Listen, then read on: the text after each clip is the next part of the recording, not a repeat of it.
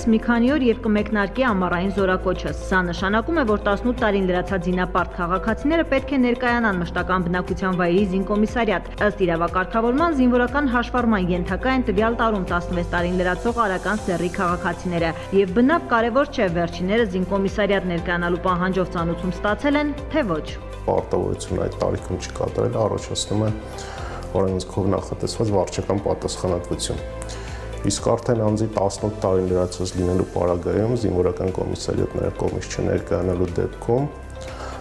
առաջանում է քրեական պատասխանատվության ենթարկվելու հարց, մասնավորապես քրեական օրենսգրքի 461-րդ հոդվածով քրեական պատասխանատվություն է նախատեսված պարտադիր զինվորական ծառայության զորակոչից խուսափելու համար։ Զորակոչի ավարտից հետո զորակոչին չներկայացած քաղաքացու վերաբերյալ փաստաթղթ անձնական գործը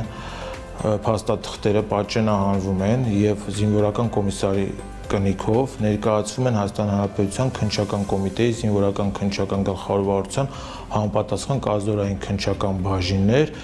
եւ դրա մասին տեղեկացվում է նաեւ կազորային զինվորական դատախազությունը։ 18 տարին լրացած քաղաքացիները կարող են դիմել զինկոմիսարիատ մինչև հայտարարված զորակոչի ավարտը։ Ի դեպ, թյուր են այն պնդումները, թե զորակոչի օրերը կարող են համընկնել կամ խանգարել բուհական ընդունելության, կիսամյակային կամ ավարտական քննություններին։ Ներկայումս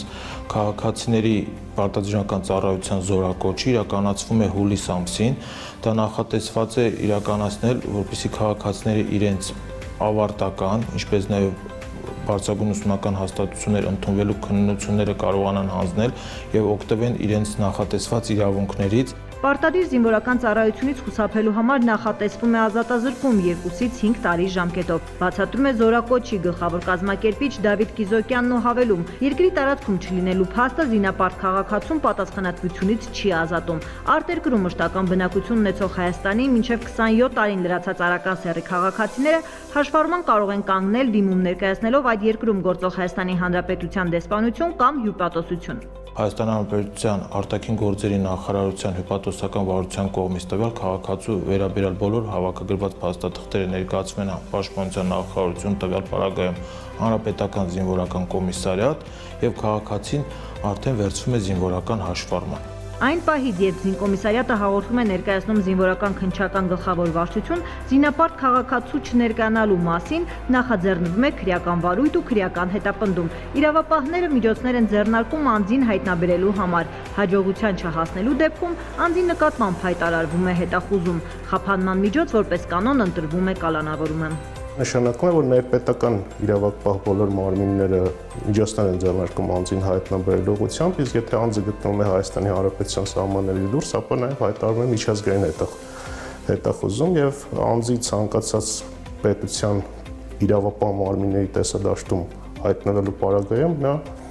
նրա հանձնման գործընթացը ձեռնարկվում։ Զինվորական քննչական գլխավոր վարչության պետի տեղակալ Կամո Սահակյանի տեղեկացմամբ զինապարտ համարվող մինչև 37 տարեկան քաղաքացիները նույնիսկ օրինական ճանապարհով վերադառնալու դեպքում ազատ շրջել չեն կարող։ Սահմանատման պահին նրա տվյալները մուտքագրելով համապատասխան էլեկտրոնային շտեմարաններով պարզվում է, որ նա գտնվում է հետախուզման մեջ եւ տեղում իսկ նրա նկատմամբ իրականացվում են համապատասխան